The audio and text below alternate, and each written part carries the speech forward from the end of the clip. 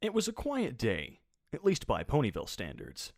No grand events were scheduled, nothing was in major need of repairs, no papers had to be completed, and, most importantly, absolutely nothing was crawling out of the woodwork. For the first time in what seemed like a very long while indeed, nothing whatsoever was expected of me, and I, Twilight Sparkle, was going to make the most of it.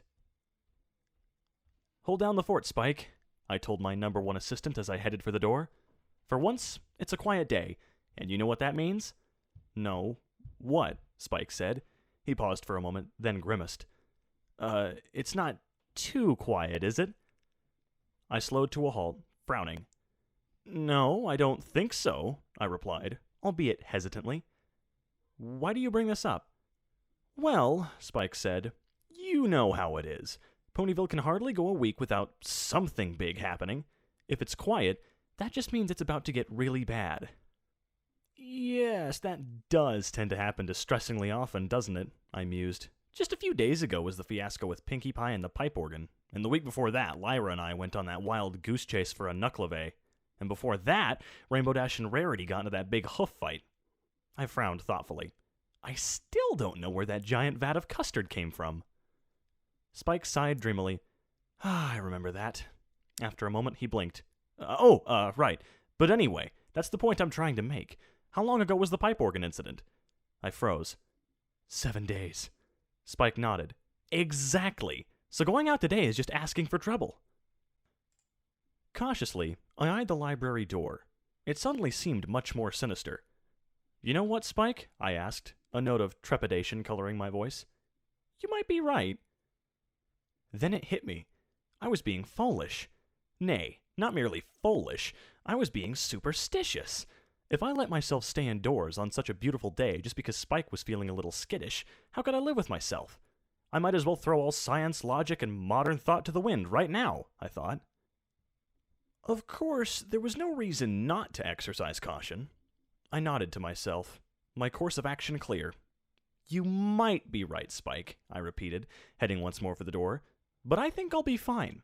After all, I've got a surefire way to ensure a quiet and relaxing time." "Oh?" said Spike curiously. "What's that?" As I trotted out the door, I called out over my shoulder, "Fluttershy! She's the gentlest pony I know. If I'm just going to see her, then what could possibly go wrong?" It was, as usual, a lovely day in Ponyville. The sun was shining brightly, the cloud-to-open sky ratio was aesthetically pleasing, the occasional bird twittered a jaunty tune as it flew along, and townsfolk cantered through the streets with broad smiles on their faces. The whole thing was rather picturesque. In fact, the phrase "charmingly rustic" sprung readily to mind, though where I'd heard the phrase before escaped me at that moment. Truly, if any day would be a harbinger of disaster, this was not the day. As I stepped out into the streets, I found myself torn between going straight to Fluttershy's or taking a more scenic route. After a moment of thought, I decided on the latter. A walk through the marketplace sounded like just the thing to buoy the spirits a little before visiting a friend. As luck would have it, the market was exactly where I found Fluttershy.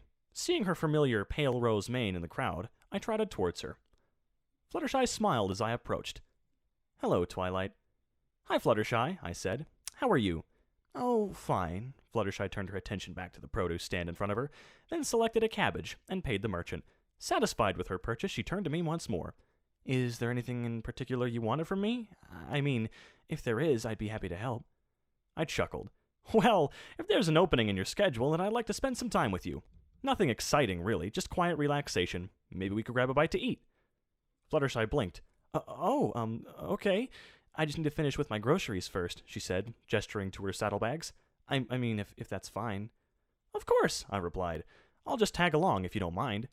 "No, go right ahead," Fluttershy smiled warmly at me. "I'm glad for the company."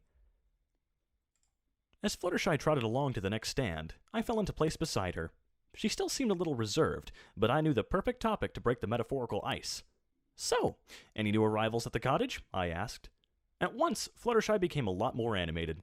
"Oh, yes.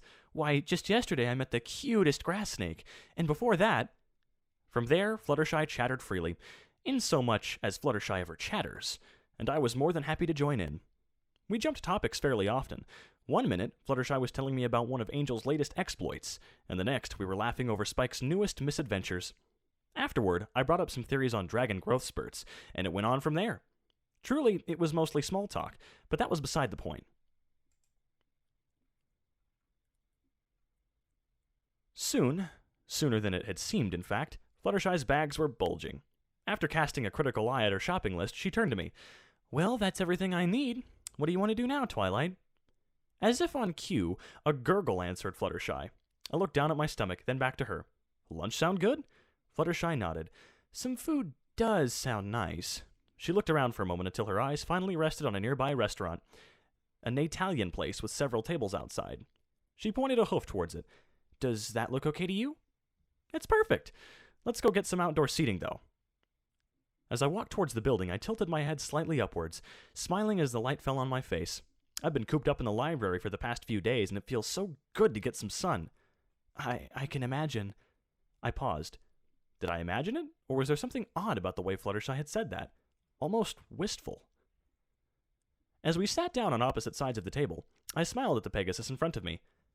"Well, Fluttershy," I said, "this has been quite nice so far. We should get together more often." "Oh, yes, Twilight, that would be lovely," Fluttershy smiled back, any trace of melancholy gone, if indeed there ever was any. She lifted her menu, obscuring her face. I did the same.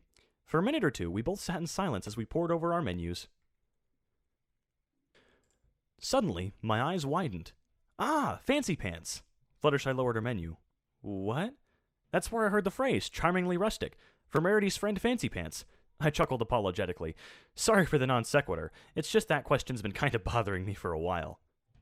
"Oh," Fluttershy nodded. "That's nothing to apologize for. I mean, hypothetically speaking, I can think of plenty worse things." "Really?" I said. "Like what?" At that moment, a waiter glided over to us in that curious way the more experienced server ponies are so adept at.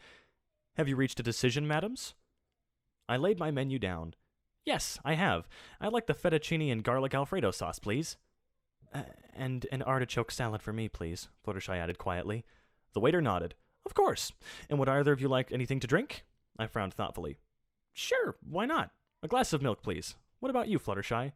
"Oh, no, thank you," Fluttershy averted her gaze. "I didn't see anything I'd like to drink." The waiter raised an eyebrow. "Are you sure, madam? I could have the wine list brought out for you if you'd prefer." Fluttershy shook her head fervently. "No, that's quite all right. I don't drink." She paused, then mumbled, "Wine." "As you wish." At that, the waiter drifted away. Once more, silence filled the space, but this time neither of us were forthcoming with a topic. Quietly, I arranged and straightened the silverware in front of me, but that only killed a few seconds. With nothing else to do, I contented myself with carefully studying Fluttershy's expression, trying to guess her thoughts. After a moment, I frowned. Was she looking a little paler than usual? Were those bags under her eyes? "Twilight, is something wrong?" I blinked. "Oh, sorry, Fluttershy." Before continuing, I cleared my throat. "It's just, well, are you feeling all right? You seem a little..." I paused. "Tired? Ill, perhaps?" "Oh," Fluttershy blushed. "It's nothing. I'm just a little sensitive to sunlight, that's all." She looked away. "It's not normally so bad, but it's getting close to summer, so I'm starting to feel a little out of sorts." She squinted a little. "The sun kind of hurts my eyes." My eyes widened. "Why didn't you just say so? If I had known before, we could have taken a table indoors." "I didn't want to be a bother," Fluttershy mumbled. "Nonsense," I smiled. "It's no bother to make you more comfortable." The corners of Fluttershy's mouth twitched upwards. Her response carried the barest hint of wryness. "I could say the same to you, you know." I rolled my eyes. "Okay, you have me there, but I think easing your discomfort takes top priority." "If you say so." "Tell you what, I bet Rarity's just looking for an excuse to make a hat." I winked. "Once we're done with lunch, why don't we see if we can get you one with an extra wide brim?" Fluttershy's smile widened. "That sounds nice." The waiter drifted over again.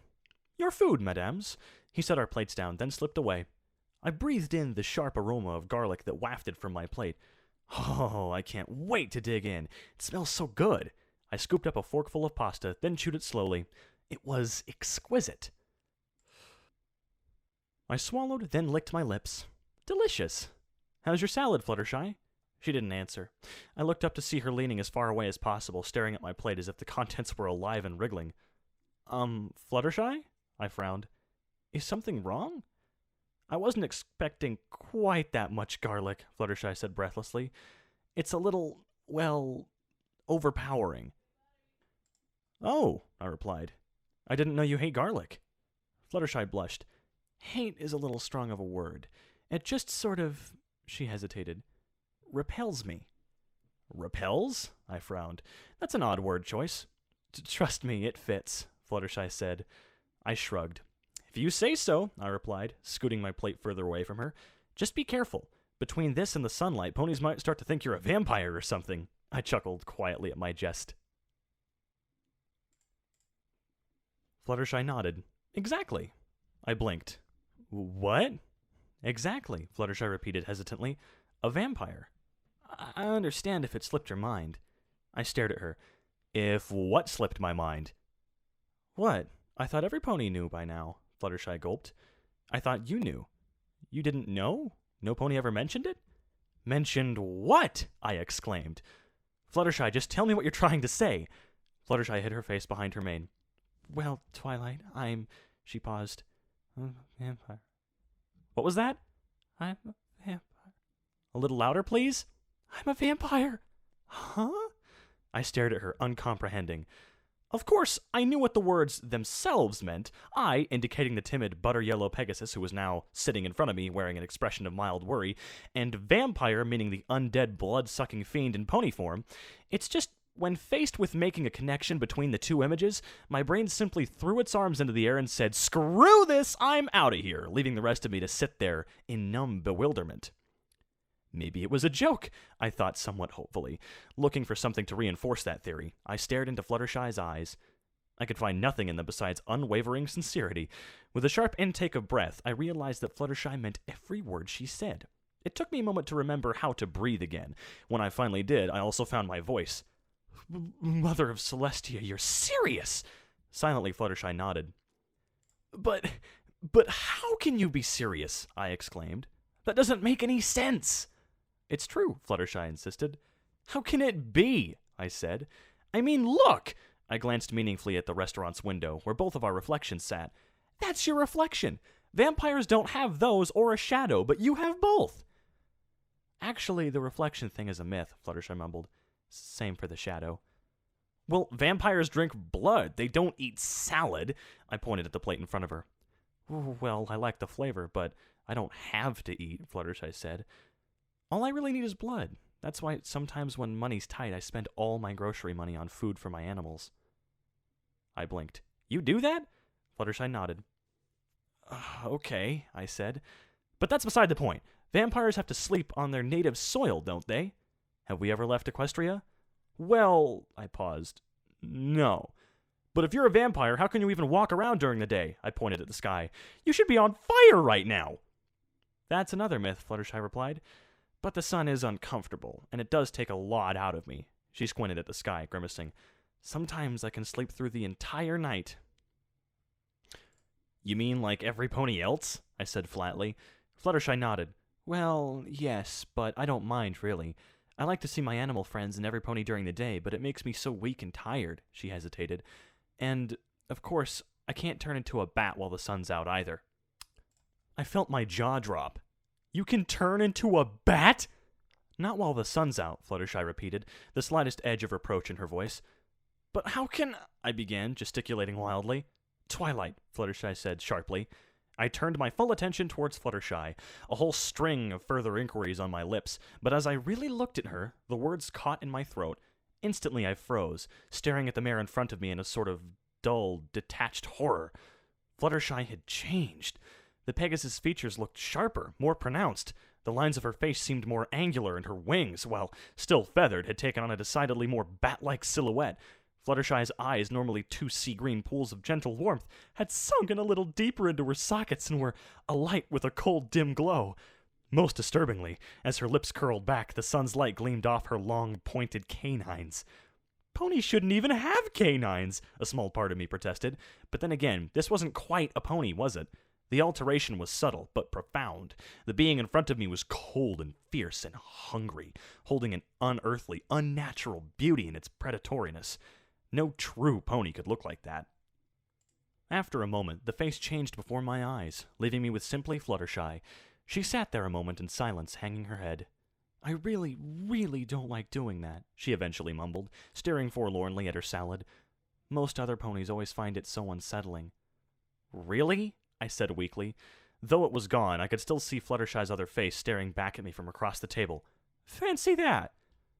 After another long pause, I spoke up again. So, what happened? I mean, how did... I waved a hoof vaguely. Well, you know.